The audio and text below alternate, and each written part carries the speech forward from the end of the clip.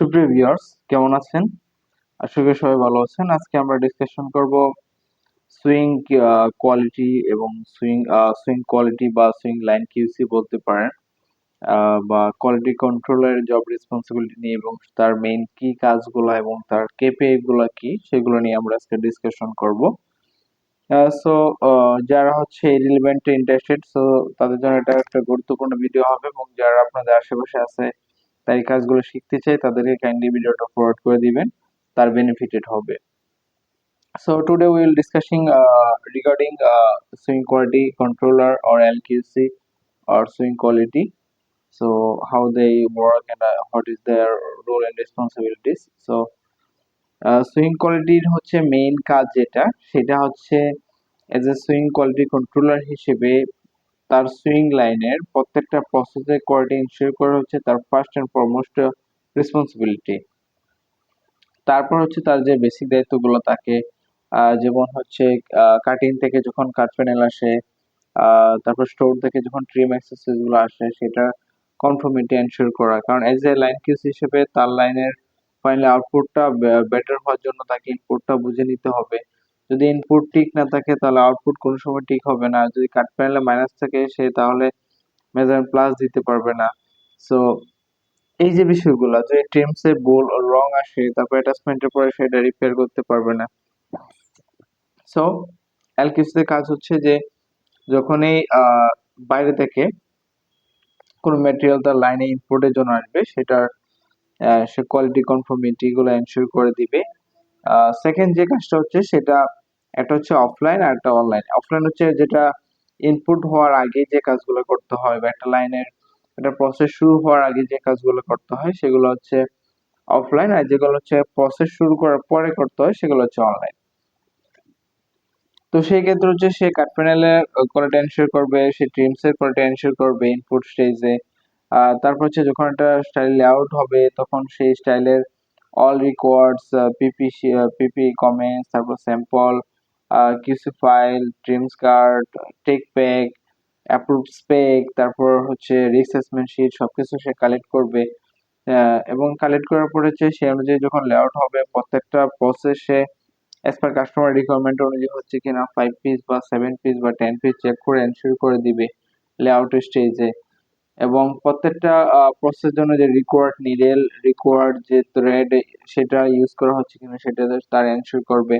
এবং প্রসেসগুলোতে যেখানে required task ব্যতীত অন্য যে প্রসেসগুলো আছে সেগুলোতে তারা মকআপ ইউজ করবে।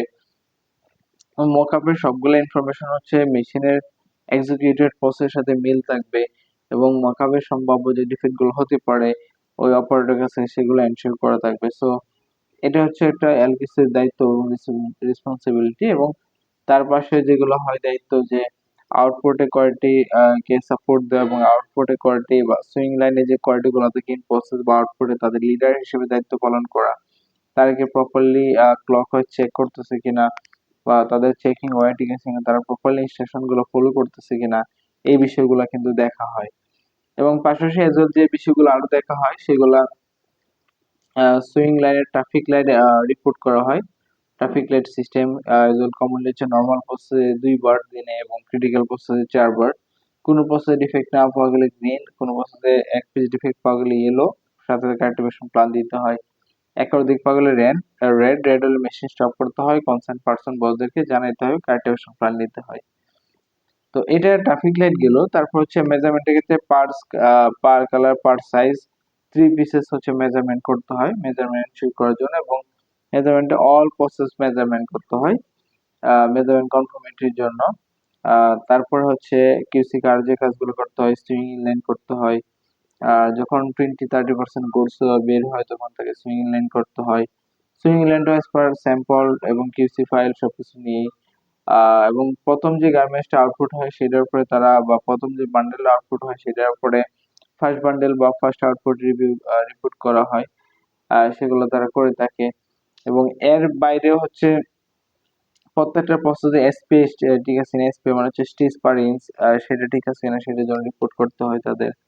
প্রত্যেকটা মেশিনে অয়েল ঠিক আছে কিনা সেই জন্য তার প্রতিদিন যাওয়ার আগে মেশিনের নিডলের নিচে হচ্ছে পেপার দিয়ে যায়, এবং পরের দিন সকালে এসে দেখে কোন কোন মেশিন থেকে হচ্ছে অয়েল লিকেজ হচ্ছে সেটা তারা বের করে, পাশাপাশি হচ্ছে ফেব্রিকের কোনো নিডেলের মানে এটাকে বলা হয় যে ব্লান্ট নিডেল, কোনো নিডেল ব্লান্ট বা বোতা আছে কিনা সেটা এনশিওর করার জন্য তারা হচ্ছে ফেব্রিকে স্টিচিং করা এই সবগুলো মেশিন দ্বারা নিডেল টেস্টের জন্য যে সকল নিডেল গুলো হচ্ছে প্রপার না বা এগুলোতে ফল্ট আছে সেগুলো ওখানে নিডেল মার্ক হয় সেটার মাধ্যমে হচ্ছে তারা রিপোর্ট করে থাকে, এসপিআই রিপোর্ট করে থাকে।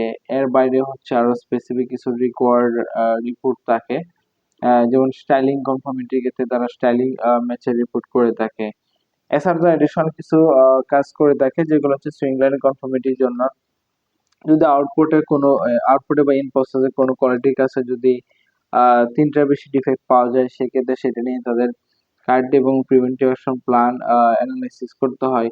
যদি কোনো প্রতিদিন দিন শেষে আউটপুট বা ইন প্রসেস ফাইন্ডিংস এর যে টপ যে 3 ডিফেক্ট থাকে সেই টপ 3 ডিফেক্টের উপরে তাদের কার্ড এবং প্রিভেন্টিভেশন প্ল্যান দিতে হয়। আহ, এবং হচ্ছে কোয়ালিটি ইন্সপেক্টরদের রিপোর্ট গুলো হচ্ছে আওয়ারলি বেসিস ফলো আপ করতে হয়, ট্র্যাক করতে হয় এবং কোয়ালিটি ফাইন্ডিং যে ডিফেক্ট গুলো আছে সেটা ওয়ান টাইমে রেকটিফিকেশন হয়েছে কিনা সেটাও কিন্তু এনশিওর করতে হয়। আর এই যে প্রসেস গুলো আছে, এই যে কোয়ালিটি কন্ট্রোলার হিসেবে তার লাইনের প্রত্যেকটা প্রসেসের কোয়ালিটি এনশিওর করা, তার আন্ডারে যারা কোয়ালিটি ইন্সপেক্টর আছে তারা প্রপারলি চেক করতেছে কিনা সেটা এনশিওর করা হচ্ছে তার মেইন রেসপন্সিবিলিটি। এবং তার কেপি হচ্ছে সুইং লাইনে কতগুলো মিস্টেক হইলো সেটার উপরে তার কেপি অ্যানালাইসিস করা হয়। একটা সুইং লাইনে রিজেকশন রেট কত সেটার উপর ভিত্তি করে সুইং এলকেসি কেপি নির্ধারণ করা যায়। একটা সুইং লাইনের ডিএইচইউ রেট কত সেটার উপর বেস করে সুইং লাইনের কেপি নির্ধারণ করা যায়। একটা সুইং লাইনের গুডস গুলো নেক্সট স্টেশনে যাওয়ার পরে এর কি কোয়ালিটি প্যারামিটার আছে সেটার উপর বেস করে হচ্ছে কোয়ালিটি নির্ধারণ করা যেতে পারে। তারপর হচ্ছে এই সুইং লাইনে তার স্টাইলের ক্ষেত্রে কতগুলো ফাইন এক্সপ্রেশন ফেল বা সুইং লাইন ফেল আছে তার উপর বেসলাইন করেও কিন্তু লাইন কোয়ালিটি কন্ট্রোলারের পারফরম্যান্স ইভ্যালুয়েশন করা যেতে পারে।